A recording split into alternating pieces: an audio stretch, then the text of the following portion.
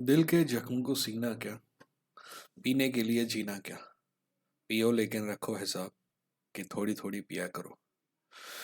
पीने पिलाने की बात चल रही है तो ड्रग्स की बात भी कर लेते हैं। ड्रग्स की बात चल रही है तो यूसाडा की बात करना ज़रूरी है, क्योंकि यूसाडा, सो कॉल्ड यूसाडा, कंट्रोल करती है पीईडी यानी कि परफॉर्मेंस एनहांसिंग ड्रग्स को, और अनदर जो है एनाबॉलिक स्टेरॉइड्स के यूज़ को यूएफसी के लिए। मेरा कभी यूसाडा से विचार मेल नहीं खाया। मेरे दिल में कभी भी यूसाडा के लिए कोई इज्जत नहीं थी। वाडा is a different thing, but अभी यूसाडा ने कुछ नई चीज़ की है, कुछ नया रूल पास किया है। उसके वजह से पास्ट के बहुत सारे मैचों पे सवाल खड़े हो गए हैं। तो आज हम बात करेंगे कि यूसाडा ने अभी अभी कहा क्या है एक्चुअल में। उसके बाद हम बात करेंगे कि बहुत से फाइटर ऐसा क्यों कह रहे हैं कि उनके पुराने रिजल्ट चेंज किए जाएं। उनमें सबसे आगे जॉन जोन्स है, जॉन जोन्स के बारे में भी बात करेंगे। और इस बारे में बात करेंगे कि ये जो रूल है इनको अगर रेट्रोस्पेक्टिवली, यानी कि आज आपने रूल बनाया है पर इसको लागू आप 2 महीने पहले से करोगे, अगर ऐसे कुछ करे किया जाता है तो क्या दिक्कत होती है। ठीक है, इन सब चीज़ों के बारे में हम बात करेंगे, पर आगे बढ़ने से पहले सब्सक्राइब करके बेल आइकन में क्लिक कर दीजिए। यह है इंडियन फाइट जंकी। मेरा मानना है कि ये कॉम्बैट स्पोर्ट्स का इंडिया में सबसे बेहतरीन चैनल है। नॉलेज के अलावा मेरे पास कुछ नहीं है, तो मैं वो आपको दूंगा। तो चलिए आगे बढ़ने से पहले सब्सक्राइब करके बेल आइकन में क्लिक कर दीजिए। अब बात करते हैं यूसाडा की नई रूलिंग की। तो सबसे पहले मैं आपको यूसाडा की रूलिंग बता देता हूँ। यूसाडा की जो रूलिंग है, और यूसाडा यूसाडा कोई कानूनी बॉडी नहीं है। हमने बस ये तय किया, जैसे आर्बिट्रेशन बॉडी होती है ना, जैसे कि फॉर एग्जांपल मान लीजिए आपके और मेरे बीच में केस होता है। हमने ये माना है कि हम दोनों के बीच में जब भी लड़ाई होगी ना, हम तो कोर्ट में ना जाके, हम ये तीसरा आदमी है जो हम दोनों, जिसकी दोनों की इज्जत करते हैं, हम उसकी मानेंगे। तो ये आर्बिट्रेशन बॉडी हो गई।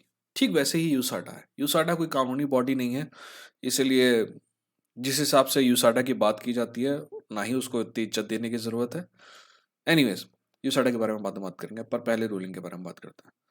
तो यूसाडा ने कहा है कि अभी से हम 100 पिकोग्राम तक की जो अगर डिटेक्शन होती है तो उसको हम निगलेक्ट करेंगे। ठीक है, यूसाडा ने ये बिल्कुल नहीं कहा है कि 100 पिकोग्राम तक जो करता है वो पीईडी का यूज नहीं कर रहा है। पर प्रॉब्लम ये है कि यूसाडा में कई पिछले 7 महीनों में, क्योंकि टेस्ट जो है हमेशा, साइंस जो है तरक्की करता है तो टेस्ट पहले से बेहतर होते जाते हैं। तो बहुत छोटे छोटे छोटे छोटे स्मॉल अमाउंट जो होते हैं, वैसे पिकोग्राम बोले तो 1 ट्रिलियन% होता है ना।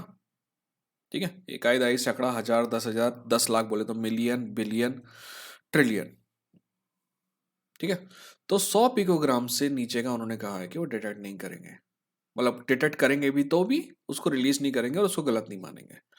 ऐसा क्यों हुआ है? ऐसा इसलिए हुआ है क्योंकि पिछले 7-8 महीने में जब से टेस्टिंग और भी बेहतर हुई है, तो कई लोगों जिनका 100 पिकोग्राम से कम निकला था, उनकी जो सेकेंड राउंड की टेस्टिंग है उसमें वो साफ निकल गए। तो इसमें कई जो हैं ऐसे भी हैं, तो कई खिलाड़ी ऐसे हैं जिनको गलत डायग्नोज किया गया, जिनका गलत डिटेक्शन किया गया, जिनका गलत पॉजिटिव आ गया।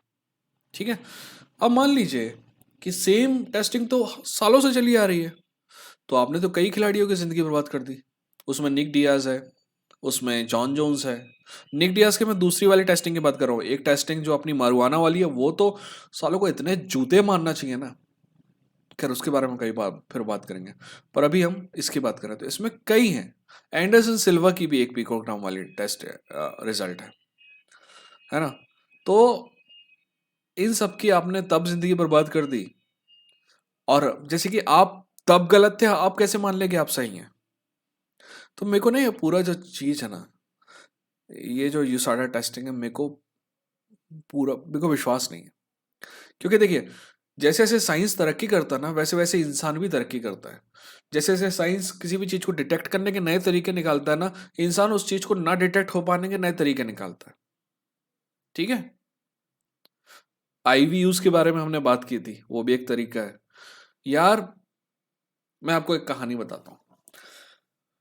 क्या हुआ कि माइक टाइसन की टेस्टिंग होनी थी। माइक टाइसन कोई भी ड्रग, मतलब वो नहीं लेता था, क्या कहते हैं उसको, पीईडी नहीं लेता था, बट मारुआना बहुत यूज करता था।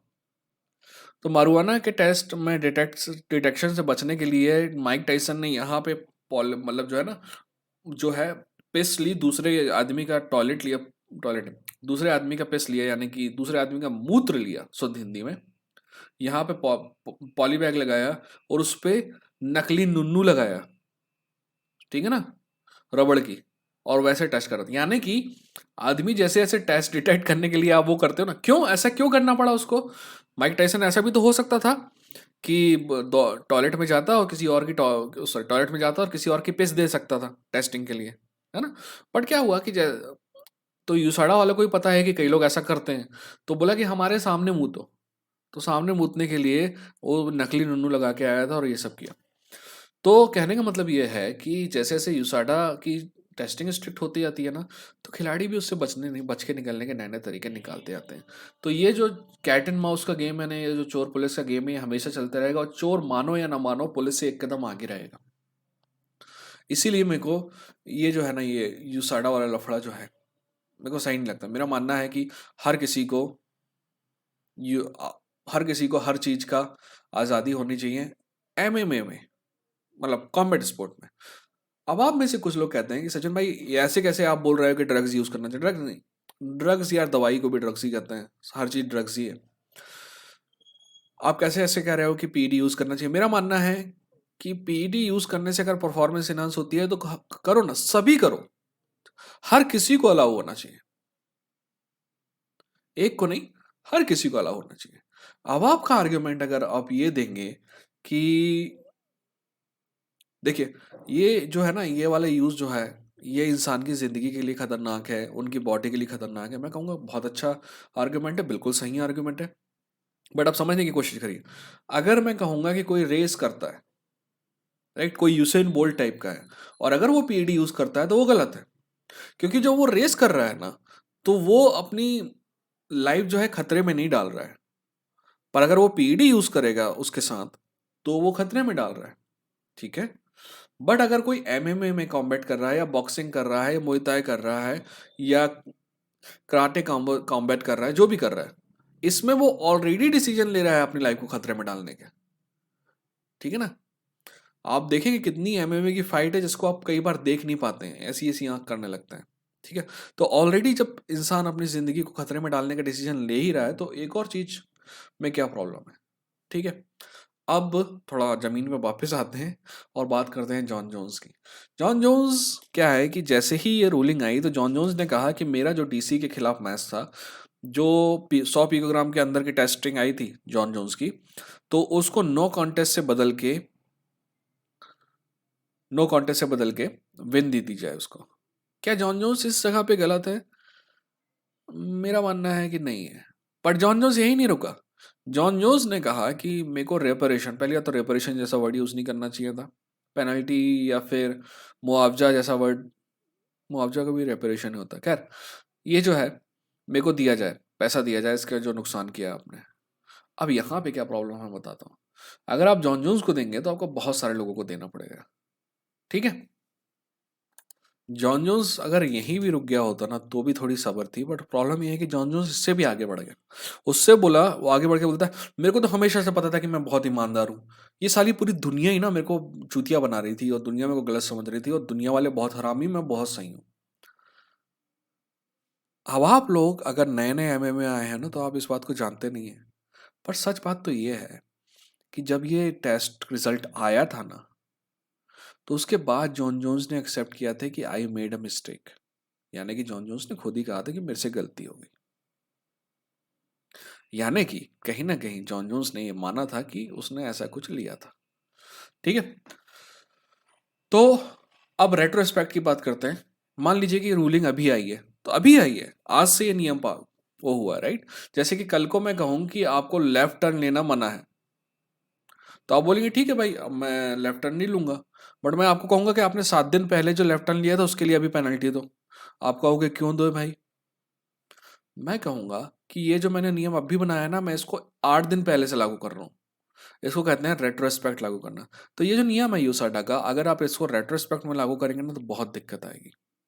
और यहाँ पे बैटिंग जो है ना, जो बैटिंग जो है, सट्टा जो है, बहुत बड़ा व्यापार है। और अगर आप बैटिंग, आप क्या लगता है बहुत सारे मैच साफ साफ दिखता है कि गलत डिसीजन आया, फिर भी बदलते क्यों नहीं है? क्योंकि सट्टा वाला ऑलरेडी पैसे दे चुका है जीतने वाले का, और हारने वाले से ले चुका है। तो वो अगर आप मैच के रिजल्ट बदलेंगे तो उसको भी पैसा इधर उधर करना पड़ेगा। इस वजह से फाइट जो है टर्न नहीं होती है, ठीक है। और अगर आप यूसाडा वाला रूल रेट्रोस्पेक्ट में लागू करेंगे तो कई फाइट पलटेंगी। जैसे ये नो कॉन्टेस्ट से जॉन जोन्स की विन हो जाएगी, निक डियाज वाला इशू है वो सॉल्व हो जाएगा। बहुत सी चीजें हैं ऐसी, ऐसी एक नहीं, 15-20 फाइट तो मेरे दिमाग में है, ठीक है, उससे भी कई ज्यादा फाइट होंगे। तो ये सब बदलेंगी, तो ये सब बदलने वाली नहीं है, रेट्रोस्पेक्ट ही नहीं होने वाला है। तो जॉन जोन्स अगर कहता है कि मुझे इसका मुआवजा मिलना चाहिए, तो मैं कहता हूँ कि भाई नहीं मिलेगा। जॉन जोन्स कहता है कि नहीं नहीं मैं सही था, तुम सब गलत थे, तो मैं कहूँगा भाई देखो, ऐसा है कि तुम्हारी हरकतों से तो नहीं लगता कि तुम सही थे। बाकी जॉन जोन्स अगर ये कहेगा कि मैं दुनिया का सबसे बेहतरीन फाइटर था उस समय, तो मैं कहूँगा बिल्कुल थे।